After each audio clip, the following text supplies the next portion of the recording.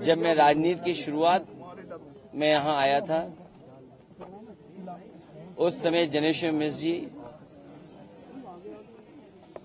Amar Singh uncle, Netaji, आदरणीय आजम खां साहब और बड़ी संख्या में उस समय के नेतृत्व समय समय पर यहाँ आया था और मुझे नेताजी ने यहाँ पहली बार चुनाव लड़ने का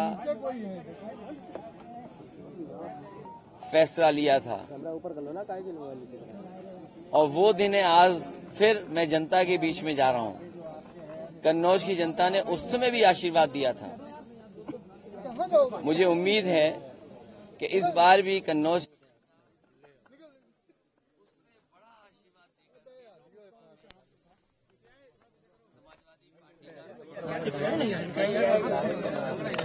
ये चुनाव नकारात्मक राजनीति को खत्म करेगा।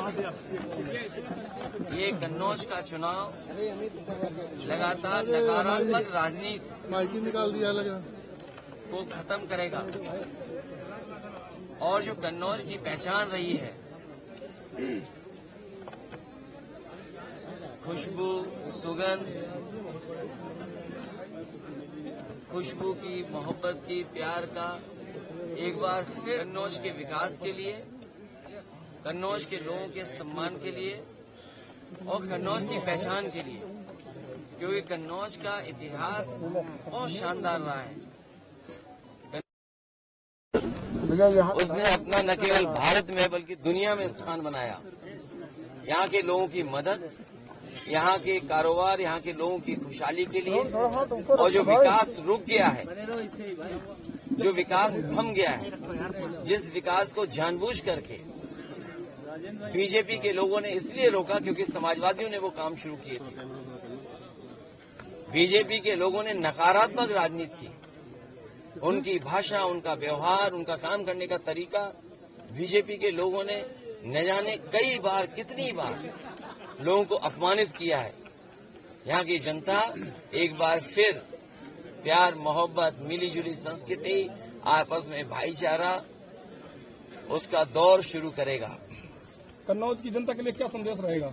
मैं कन्नौज की जनता के लिए पहले भी सेवा करने आया था और कन्नौज की जनता ने विकास होते हुए देखा है। जो पुरानी पीढ़ी के लोग होंगे जिन्होंने लोहिया जी को चुना था, वो जानते हैं कि समाजवादी सिद्धांतों को डॉक्टर राममनोहर लोहिया ने और समाजवादियों ने डॉक्टर बाबा साहब भीमराव अम्बेडकर जी के सिद्धांतों को आगे बढ़ाया और उसका परिणाम यह हुआ कि समाजवादी आंदोलन न केवल उत्तर प्रदेश में बल्कि देश में फैला। यहाँ की जनता ने नेताजी को भी चुना। यहाँ की जनता ने छोटे सिंह यादव, प्रदीप यादव और बहुत सारे सांसदों को चुना जो कई ऐसे समाजवादी विचारधारा से। हम समाजवादियों का, खासकर मेरा, क्योंकि जहाँ से शुरुआत हुई हो वहाँ फिर एक बार आने का जो सौभाग्य मिला है, मैं इस कन्नौज के विकास के लिए काम करूंगा। इसकी पहचान और बड़ी बन जाए उसके लिए काम करूंगा। यहाँ जो तमाम काम हुए हैं, चाहे वो एक्सप्रेस वे से जुड़ना, यहाँ का व्यापारी जब चलता होगा सड़क पर, कारोबारी जब सड़क पर चलता होगा तो महसूस करता होगा कि दुनिया की बेहतरीन सड़क समाजवादियों ने दी।